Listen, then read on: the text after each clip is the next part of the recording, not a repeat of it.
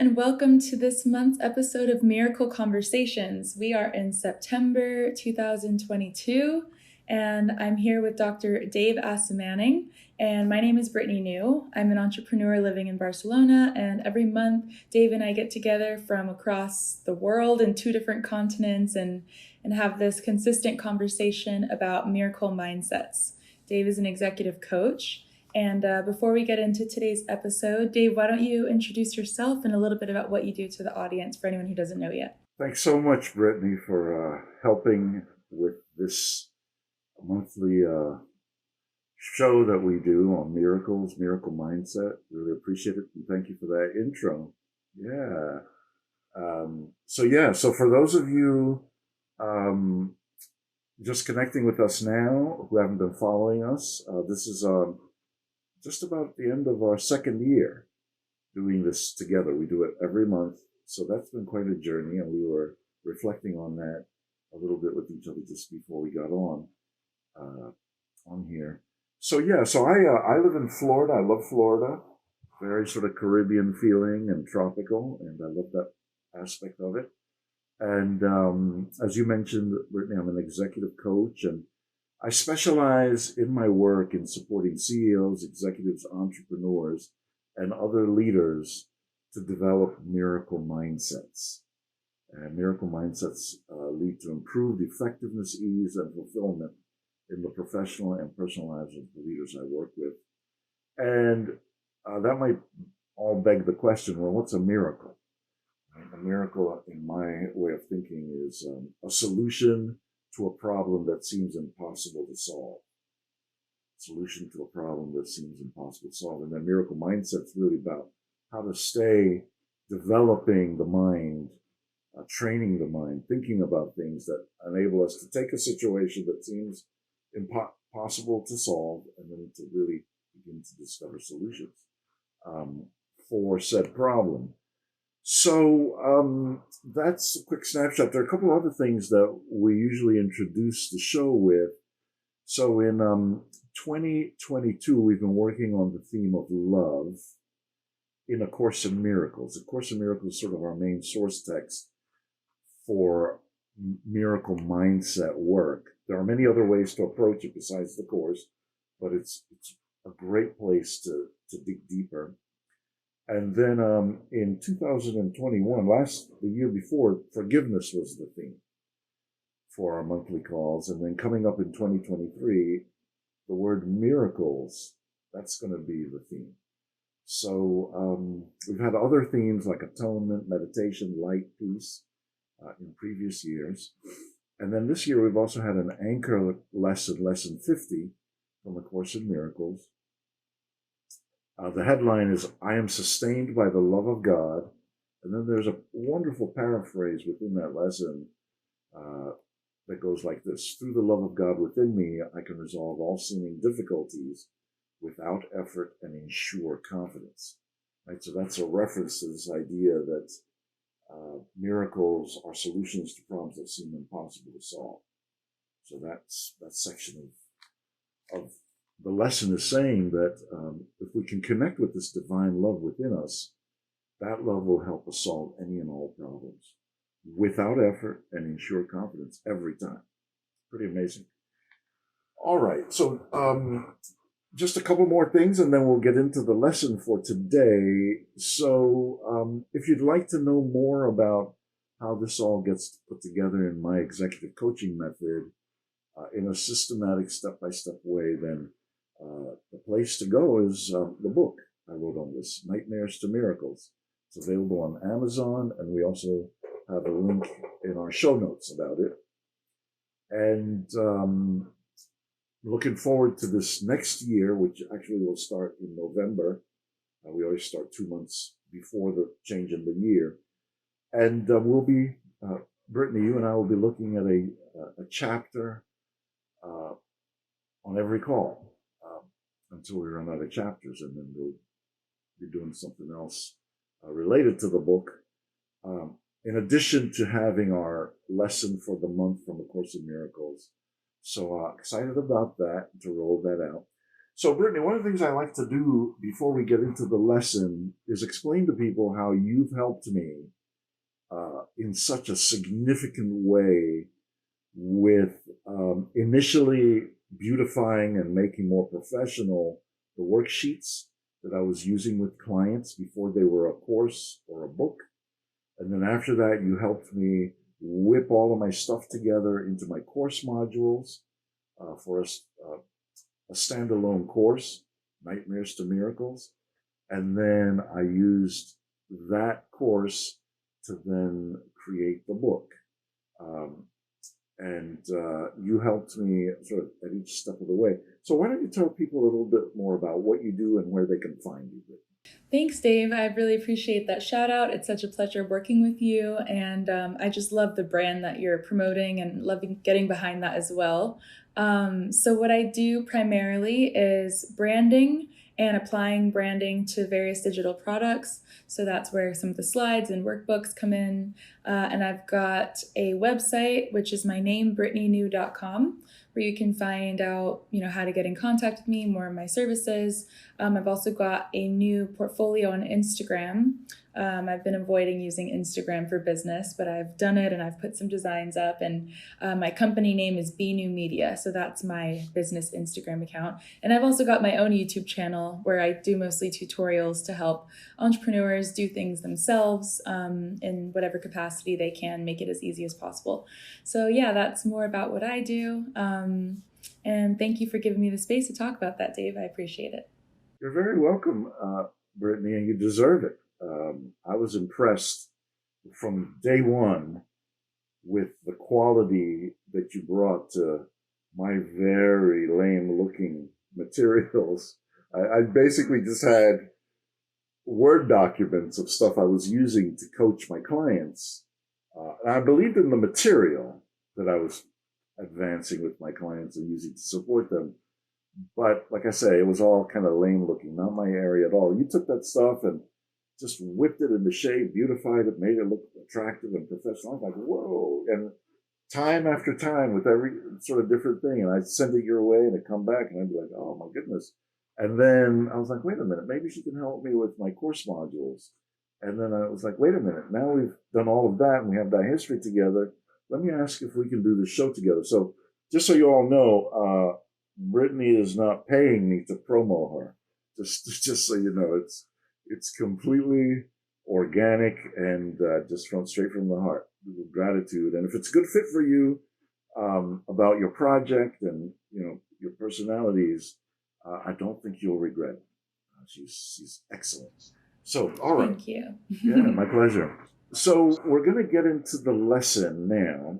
Lesson 195. The headline is Love is the way I walk in gratitude. Love is the way I walk in gratitude. And as is often the case for me, I don't know about you all in the audience and your experience level with the Course in Miracles, or for you, Brittany, but as is often the case for me, I come to the different lessons very often, not all of them. I have my hit parade and the ones I'm very comfortable with and very familiar with. But when we've done these themes for each of the years, I come to the some of these lessons a bit mystified. I'm not sure at first what the lesson is really getting at, even though I've looked at it several times before. But to teach it in this forum and to coach on it, I usually find myself initially at a bit of a loss, a bit mystified. So this one is like that. I was like, okay, love, that's our theme for this year. Okay, that's good. That's in there. Is the way I walk in gratitude. I'm like, I don't fully get what that is, right? So, and then I'll read and I'll study and I'll meditate and pray and think, and then I'll make an outline for our call. So, essentially, what this lesson is getting at, my overall take on it, and it's just Dave's take. It's not the be all and end all. Everyone would most likely come up with their own sort of emphasis or take. But my take on it, the way for me, the way I'm getting value from it, the way I hope you get value from it, is that this lesson wants to combine the ideas what we've already been talking about regarding the power of love inside of us together now with gratitude, cultivating gratitude, and then being careful not to lapse into what the Course in other places refers to as specialness, right? So I'm going to use the first paragraph to explain that a little bit, the first paragraph of the lesson to explain it a little bit, and then I have some other points that kind of follow from this and some applications. So paragraph 1 says the following: gratitude is a lesson hard to learn for those who look upon the world amiss. The most that they can do is see themselves as better off than others, and they try to be content because another seems to suffer more than they. How pitiful and deprecating are such thoughts! For who has cause for thanks while others have less cause? And who could suffer less because he sees another suffer more? Your gratitude is due to him alone who made all cause of sorrow disappear throughout the world. Right, so if we unpack that first paragraph a little bit, we get a deeper understanding of what it's driving at when it says love is the way I walk in gratitude. Right. So first of all, we have this sort of idea that we're being called out about. Right. It says, okay, for most people, their sense of gratitude revolves around, oh, wow, that bad thing happened to that person. I'm glad that didn't happen to me. So whether somebody's got cancer or went to prison or had a long-term relationship we thought was sound that broke up or had a failure in business, this is what the lesson is saying and calling us out on, is that deep down inside, this is what constitutes a sense of gratitude for most people, right? It's just, I'm grateful that my life isn't as messed up as somebody else's. And then it's saying here that, wow, that's, as long as somebody else is suffering, that can't really be true gratitude. The place to focus our gratitude is on the fact that higher power or source has provided a plan for everybody to escape from all suffering forever. So again, love is the source of our sense of gratitude, and the application of it in this situation, the thing that makes us really grateful is that everybody is saved or rescued together. No one's left behind. And that's where our gratitude should really be focused. So love is the way I walk in gratitude.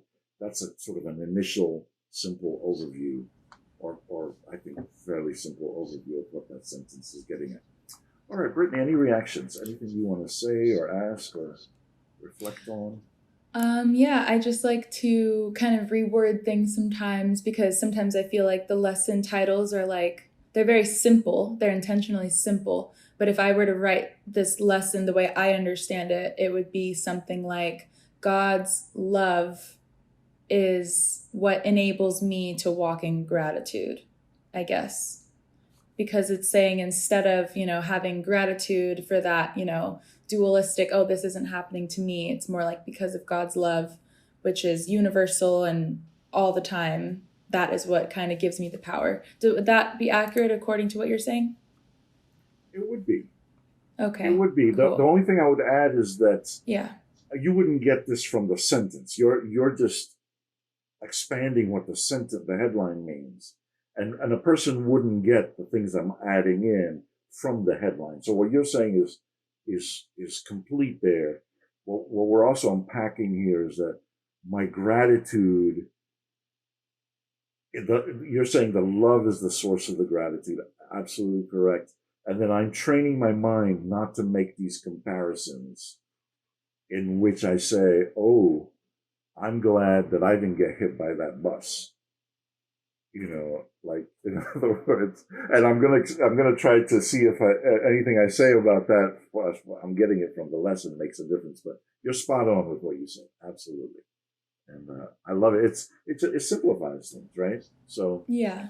Sometimes I like to Yeah. have a kind of my translation that at least I have in my head because I like to refer back to these lessons when the time makes sense. And as you said, sometimes you read it for the first time, and then that first time reading it, that experience of confusion maybe clouds you from understanding even what's written there.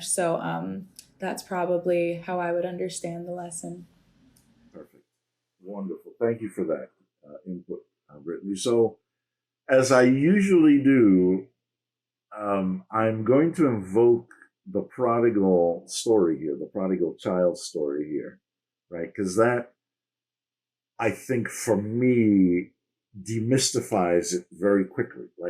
So what this is basically saying to me is that um, in that story, we've got the parent whose younger child leaves, demands their inheritance and leaves and wastes it.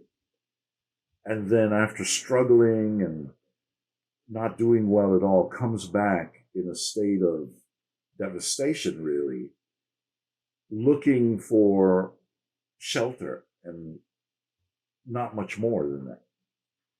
And the older brother is really upset with this, what he considers the special treatment that this useless excuse for a brother is being given by the father or the parent, right? So, how does this apply to what this lesson, I think, is trying to encourage us to do at a deeper dive?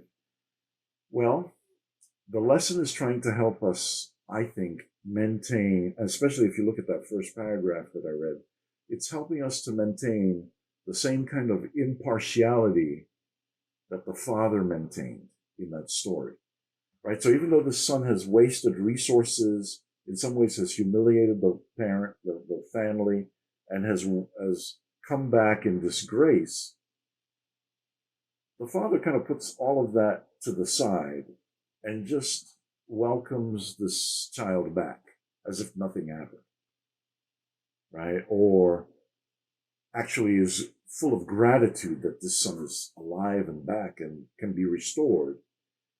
And then the older brother, who was good and faithful and loyal and didn't do any of this stuff, he's upset. He's like, wait, you didn't have a party for me. You didn't celebrate me. Why are you doing it for this useless? I can't even almost call him my brother anymore. So the point being that the father then responds and says, wait. It doesn't really matter how badly he screwed up or how great a job you've been doing. Your birthright for both of you is that you're my children. You're sourced in me, and you have all the prerogatives of my kingdom always, not based on performance. The only thing that your performance will do is take you out of enjoying what I've prepared for you as my children. But if you come back after having fallen away, then I want you to have everything. And you've always had everything, and you'll continue to have everything. He lost it. He's back, and we're just reminding him that he's entitled to everything, right? So, in a sense, what this lesson is trying to tell us, instruct us, coach us, teach us to do is to maintain a sense of connection to this divine love, which is equally available to everybody. And that when we see people suffering temporarily, that's an illusion.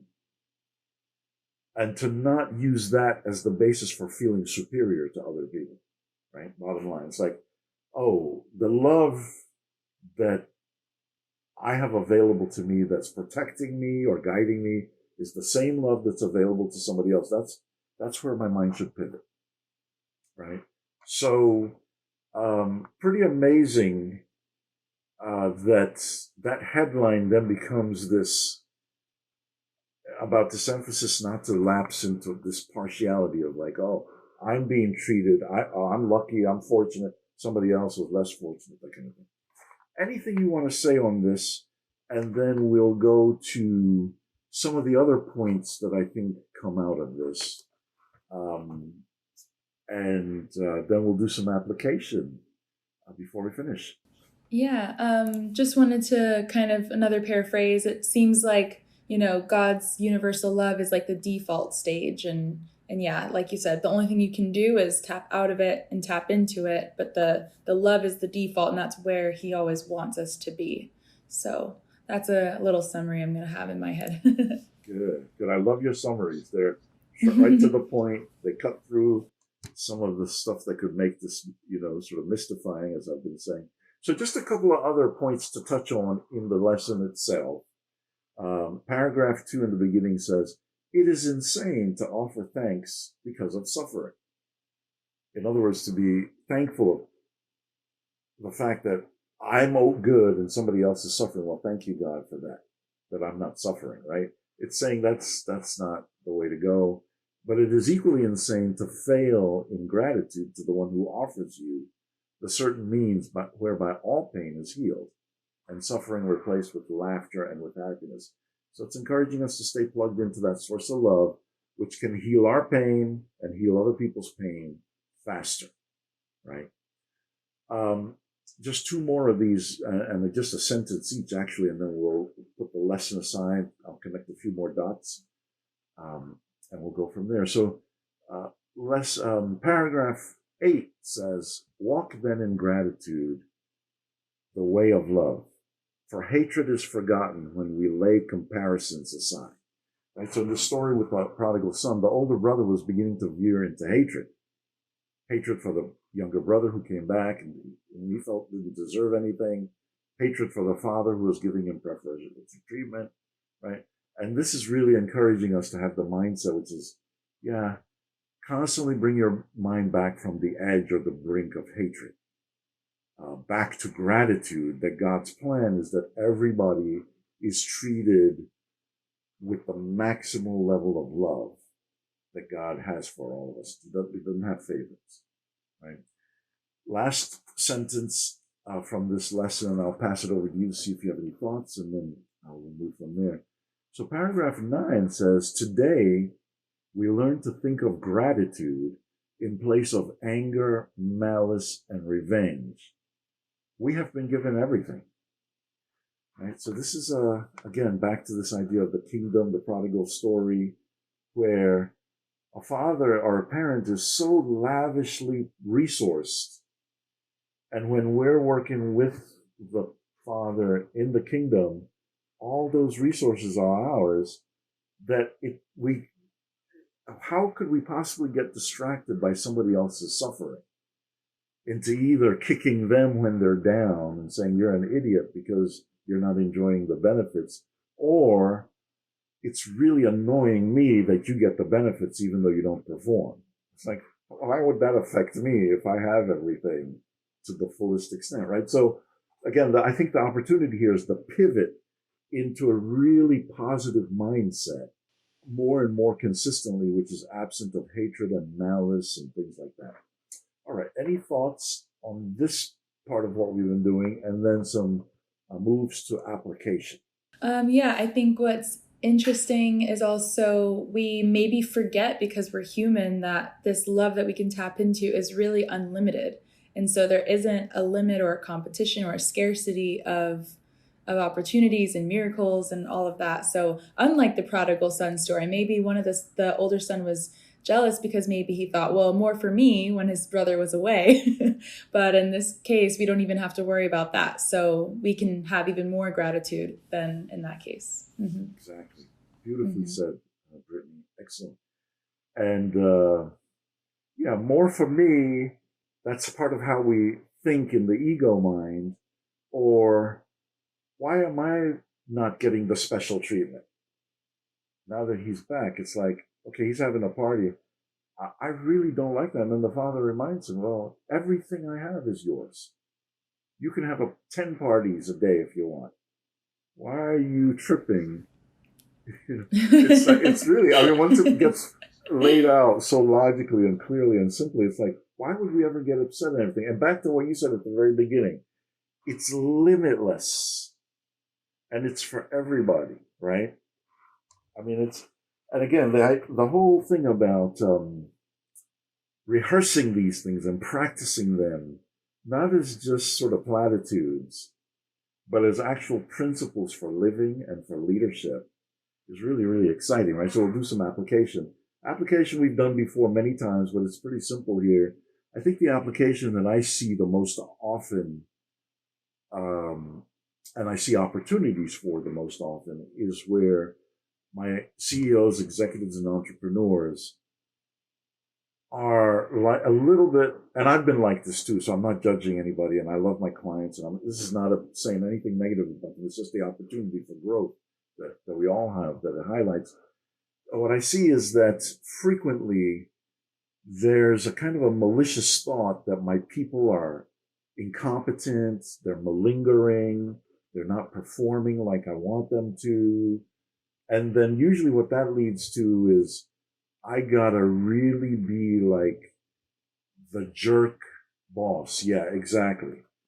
I gotta be the jerk who's pushing and policing and putting the fear of God into people and having temper tantrums. And if I don't do that, they won't do anything. And I'm like, yeah, I used to be like that a lot. I'm less like that. Sometimes I fall into it. But the bottom line here, very simply, and I'll turn it back to you to see if you have any additional thoughts. And I like that. We're going to come back to that gesture.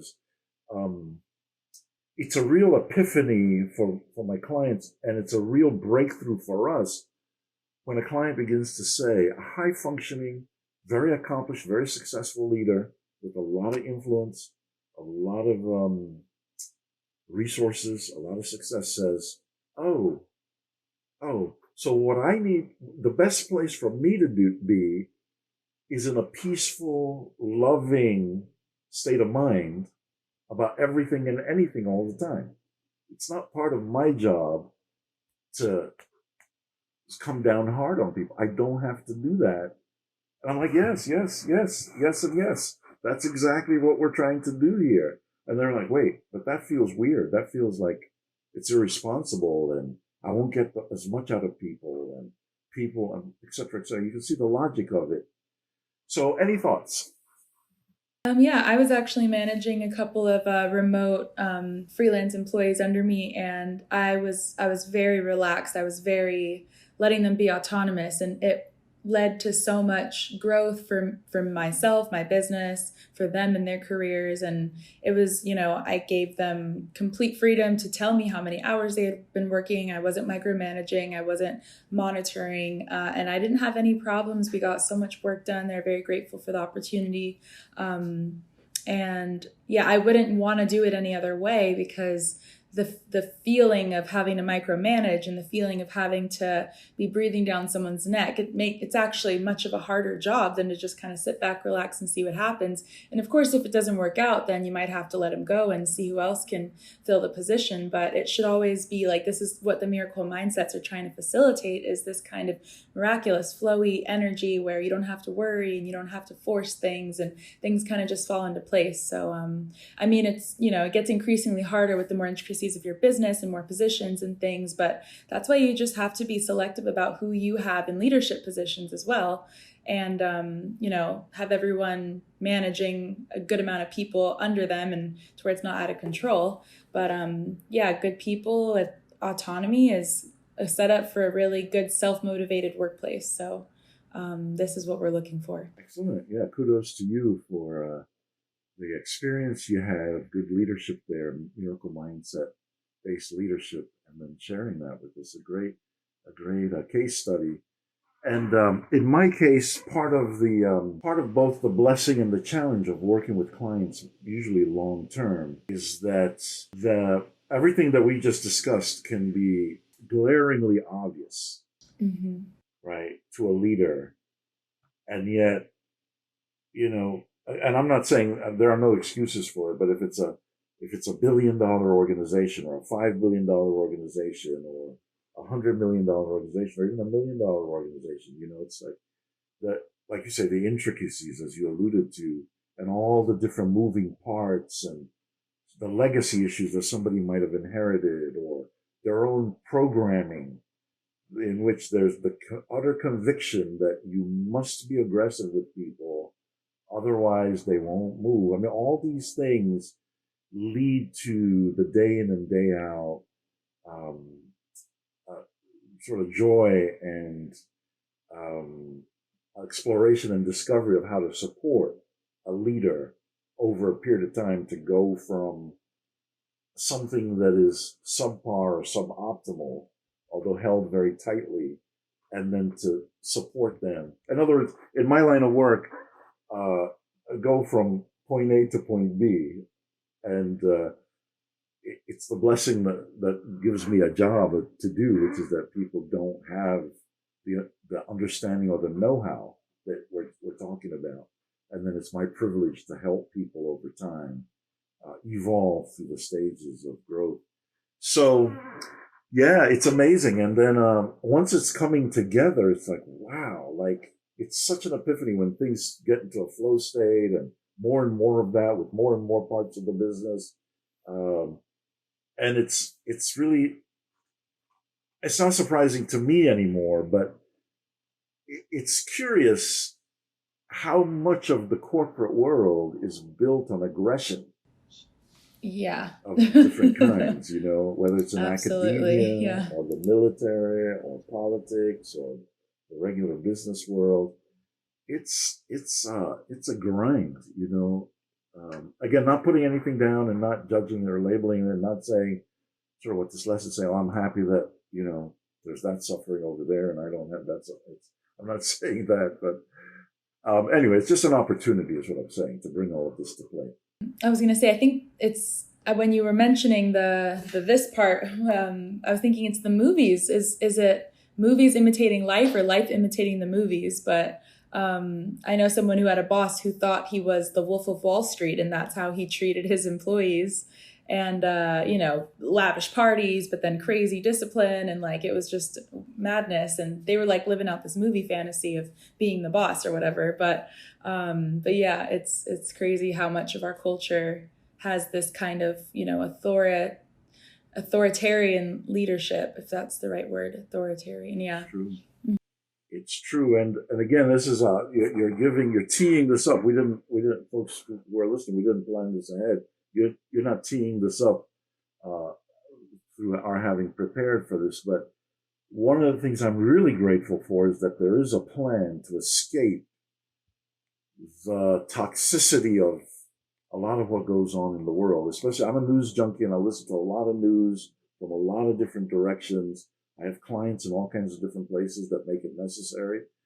I say tongue in cheek, but fairly seriously, I have to listen to the news because my clients show up in the news. So, but the point I'm making is that I listen to the news and it's my own sort of quasi addiction is what I'm trying to say, and I'm blaming it on my clients. But as I listen to the news day in and day out from all different directions, the thing that I'm reminded about constantly is that there's very little in what you hear day to day in any of the news about this plan for people to get out of suffering, right? And it makes me double down with even more gratitude about the plan that we keep discussing, because it makes it so obvious that it's the way out of the suffering that the news is almost always about, And again, without falling into the trap of saying, "Oh, I'm glad that I'm not, I'm better than that," or whatever. I mean, it's like we're all in this together. Everybody deserves to escape from whatever suffering, all of us together at the highest level. So fantastic. Well, that's it for today from my side. Any final thoughts for you about any of these ideas before we finish, Brittany? No, I think you wrapped that up nicely with a bow. Thank you for that. You're welcome. You're welcome. Thank you for, as always, your insights and input. I love it. So that's it for this time. We'll have one more call, the October call, the October show, and then we'll be into the preparing for 2023, starting in November of 2022. So exciting. All right. Well, thank you everyone for watching this video and listening to the podcast. We really appreciate your ongoing support. And always leave comments if you have any feedback or want to contribute your experiences or anything that stood out to you. This can be an interactive experience if you make it so.